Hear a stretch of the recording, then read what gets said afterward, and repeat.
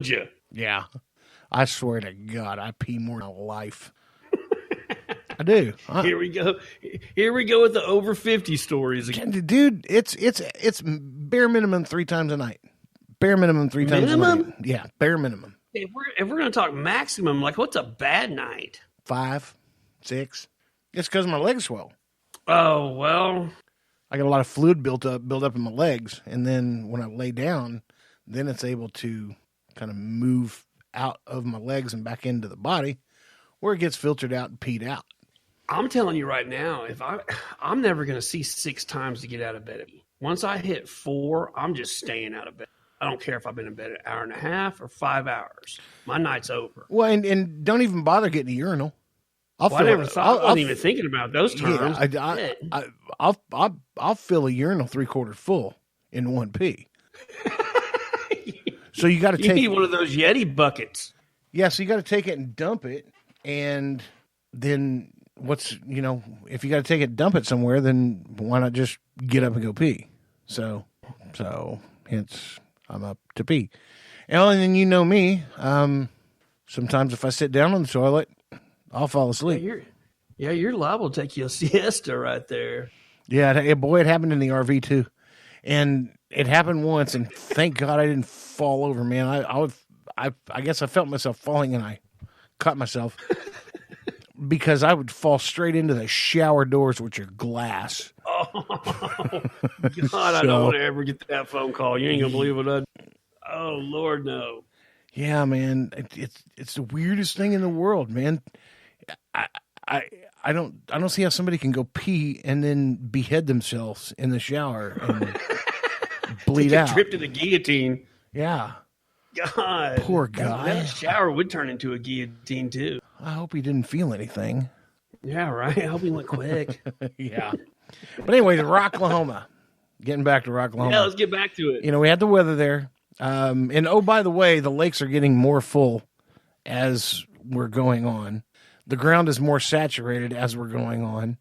So come Saturday, even where we are at, we've had enough rain. And now it's just like wet concrete, even the next day. You can like stamp on the ground. Water comes up. Yeah, and water comes up. You can't help it. So Sunday was a bloody, muddy mess. But it was good. I only had one major problem with Rocklahoma, and that's the stage placement. Because they, as you know, I don't have any feeling in the lower part of my legs, right? So I use a cane to make sure that I don't slip and fall when I'm in an area that I'm not familiar with walking wise, or that's got different types of terrain. If you go from gravel to concrete to dirt, which Rocklahoma does all over the place. So they expect you to get from one stage to the other. It's about a 1/4 mile walk from one stage to the other. And there's 5 minutes in between. And 60,000 people are trying to go from one place to the other. They had great bands scheduled at that second stage that I really wanted to see. Blackstone Cherry being one of my favorite. And didn't even get a chance to get over. I could not get through the wall of people. So for that, I'm a little pissed. Last year, the stage was off to the left of the main stage, and when the main stage, when that band was off, this other one was rocking. You could actually hear them play, and you saw it last year. You were at Rocklahoma. Mm-hmm. Yeah, it was. Yeah. You could hear that music from your seats in VIP if you're sitting in VIP. So, yeah, that turned into a mess. But there's some good stuff. There's some other stuff that was placed better than what it was in the past. One thing that really chapped my ass was the Zippo truck was not there. Oh, no? Yeah, it's first year the only thing I ever buy truck. at Rocklahoma is a Zippo, a Rocklahoma edition Zippo, and they did not have Zippo there. And it kind of ticked me off a little bit because, this is my 6th go, and I have 5 Zippos. Kind of pissed me off. Here's what I want to do, Great and Mighty Oz. I want to pull the curtain back. I want to pull that Rocklahoma curtain back. I want to quit talking about this stuff. I want to, you know how it is. You go to these festivals. I want to hear the nitty gritty. I know you saw some crazy shit. I want you to get down to the nitty gritty. Let's quit being polite about this. I want you to tell me the good stuff that I missed. All right. Well, the older lady who was there with her daughter, and I want to say this older lady was probably 70-ish. Okay. Was with her daughter. And I got a buddy of mine that I was there with. I'm not going to mention his name because with his buddies. So I'm going to leave him nameless. We're going to call him Greg. That's what. Anyways, So let's say Greg, he's talking with the lady's daughter and kind of macking on the lady's daughter, all while the old lady is macking on him. Does he know? The old lady's got game. She's spilling out about 4 times the game he's spilling out at her daughter. Oh. Yeah. And anyways, you get to the end of it and she's like, well, do you have an RV or do you have a tent? The old lady said this? Yeah. And he was like, well, why do you ask that? She's like, I'm going to be laying with you one way or another. We just need to pick our place. Oh. Like, holy shit, this lady just totally shut my buddy up. I've been in some awkward spots, but I don't think I've ever been in one that competes with that. Yeah, because the daughter's about 30 and cute. Is she hot? Yeah, very cute. Okay. Very cute. And, he's trying to pick that up, and mom's just throwing it at him. Coming in hot. We got both afterburners still going here. That's what the tequila do, man. Now, yeah. We were going to somewhere, and I forget where we were going to, but there's this bank of porta potties, and I'm walking past this porta potty, and about right in the damn middle of the porta potties, there's this one porta potty that's rocking back and forth a little bit, and I can hear this girl kind of almost screaming a little bit, and I'm like, dude, the last place I would ever bone my chick would be in a porta potty, but this is kind of epic because it's not me. Back up. Now you're talking Memorial Day, Rocklahoma. Yeah. 85 degrees, 90% humidity. I mean, swamp crotch is rabid out there anyway. And you're telling me you're walking past a porta john and somebody thought this is the spot to pull this off? Exactly. But I'm like, okay, well, I mean, they're already going at it. So if there's anything that's going to be traded, it's already been traded. So all of a sudden the door flings open. It's not a guy railing a chick. It's a chick beating the living shit out of another chick. What? I mean, she has got this chick by the neck. Pinned this back. Came out of the porta john that was rocking back. Yes, and her neck the back of her head. Her hair is in the freaking urinal part of it. And she's got her left hand on this chick's neck, pressing against the urinal and just pounding away at this chick's face. Okay, I got some questions. How did they end up fighting in a porta john? Like, did it break out before that and it ended up there? See, there's 2 theories to this. Okay. Okay. You ever see that clever spider who like hides under a little piece of rock and you can't see him, and when the predator walks by, the spider pops out and grabs the predator and comes back in? Yeah. Okay. Yeah. Either that, or like Kill Bill shit. Like, yeah, she sees that chick walking by the porta potty, so she ducks into one porta potty and waits for that girl to come by and pulls her in and beats the shit out of her. Or they were actually really good friends when they both went pee together because neither of them can't stand to go in a potty together. And then all of a sudden something gets said and then boom. So I don't know. Either way, I can tell you who was the culprit. Well, yeah. That would be our friend C6H1206. Alcohol. Dude, so you're walking down the way, you see this porta john rocking, and you're thinking, okay, this is going to be a great story to tell everybody. Oh, yeah, because I'm like, never in a million years thought that door's flying open and 2 broads would be duking it out. Well, and secondly, it's rhythmic, like a pounding. Well, a different kind of pounding. Take that as right? You will. And then I'm thinking, whoa, man, this guy is putting it to it.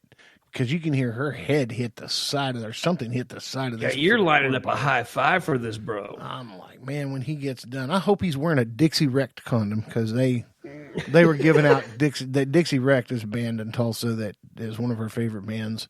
They're a country parody band, and they're funny as crap. And they have their own condoms with the band logo on the front and a picture of Jesus kind of popping out the side. And true story, I've got 2 of the condoms. I'll take a picture of them. Send me. You can put them up on the page. Well, maybe we can get Donnie to post them. Yeah, well, yeah. Since you're Mr. Frickin' social media, you know what? I think it's a good idea. I think we've been needing a little break off our shoulders. I think Donnie needs to take over social media altogether. No, you can shake your head. You can shake that head all you want, buddy. We're getting ready to pass this. No, we can't table it. No. Yeah, that just means you got to pay him more, though. That's true. I don't know. We'll see. We'll see if you deserve a raise. But if you get raised, you're going to get more work. So. Yeah, there you have that. But yeah, the condoms. So I'm thinking, cool, man. If they got a Dixie Wreck condom, he's good to go. Nope. A chick railing on another chick, just beating the living shit. And she was punching this chick like a man. This girl knew how to fight, for sure. Oh, man. But this chick's hair and the back of her head is in the urinal part. Sweetie pie, you need a shower. You going to smell like piss. You all kinds of funky. Oh, got that funk happening. But I can show you where the showers are. Matter of fact, I'll take you right to it. Was that the coolest? Was that the craziest thing you saw? No, it was really one of the craziest. I think the craziest thing that I saw was the dude on the motorcycle who decided to ride it out into this field. He had like it's like a Rebel 450 or some shit like that. And, you know, it wasn't a dirt bike by no means, and it wasn't a Harley. But anyhow, he goes hauling ass through this field. Well, because of the weather we've had and how waterlogged the planet is out here, it was if God told the devil to reach his hand up through the turf and grab the back tire of this motorcycle and stop it dead in its tracks, which is exactly what happened. Stopped it dead in its tracks. I'm so much so the motorcycle did not fall over. That's awesome. But he went airborne. Like a double gainer with a half twist over the handlebars. And hits the mud. And you see people start to running out there. And they're running out there. And then one guy's like, he's breathing. He's fine. He's just passed out. Well, apparently everybody took that as the word of God. Because this guy spent the whole night in the place that he landed, in the field, in the mud, over his handlebars. Jesus. Nobody took him back to where he belonged. No, because the dude said he's breathing, he's fine. He's breathing, he's fine. Everybody's like, all right, let's go party. Yeah, okay, he's right, he's fine. He's good. Priorities, man. It's all about priorities. The coolest part was watching this motorcycle literally get stopped in its tracks and not fall over. Yeah, yeah. Oh, somebody did have the common courtesy to go shut the motorcycle off. Well, we got that going for him. Yeah. Yeah. Screw taking the guy to the shower and getting him cleaned up and putting him in bed. I'm going to tell you, man, all in all, it sounds like it was a pretty tame Rocklahoma. It was. Overall. It was, and a lot of that, you know, is Travis Meyer's fault. That's a very good point. Yeah, you know, I mean, I get you, Travis. Email him. We love you, but don't put on your PBS special 3 times a week at Rocklahoma, literally right after the venue. Let's not do that again, Travis Meyer. Let's keep. I mean, I literally said to people on the second day that the tornadoes were coming through. I peeked outside. They were drinking, and I stepped outside. I was like, "Yeah, it's time for the Travis Myers show. It's time for the Travis Myers show." They're like, "Yeah, we know it's coming." It's like, okay, yeah. You gotta be from Northeast Oklahoma to really appreciate the Travis Meyer reference, but guys that live around here will get it. If not, and you want to look them up, go to www.newson6.com and look up Travis Meyer. It will tell You can us probably home buyer. YouTube the guy. Yeah. I mean, he's been around